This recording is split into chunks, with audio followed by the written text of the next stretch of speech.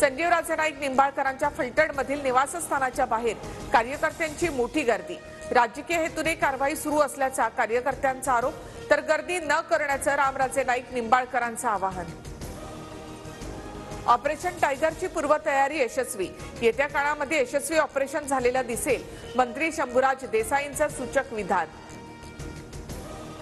मराठ्यांशी गद्दारी कराल तर फळं भोगायला तयार रहा, जरांगेंचा इशारा।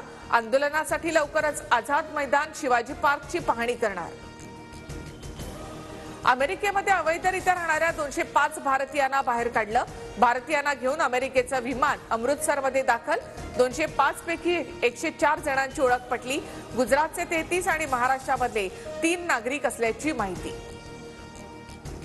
इराणने माझी हत्या इराणला समूळ नष्ट करा। अमेरिकेचे राष्ट्राध्यक्ष डोनाल्ड ट्रम्प यांचे निर्देश। इराणवर निर्बंध लादण्याच्या कार्यकारी आदेशावर डोनाल्ड ट्रम्प यांच्याकडून स्वाक्षरी। अमेरिका चीनमध्ये व्यापार युद्धाची सुरुवात। चीनी वस्तूंवर 10% अतिरिक्त कर लावताच चीनने सुद्धा अमेरिकन वस्तूंवर 15% अतिरिक्त कर लावला। चीन आता गुगलची देखील चौकशी करणार।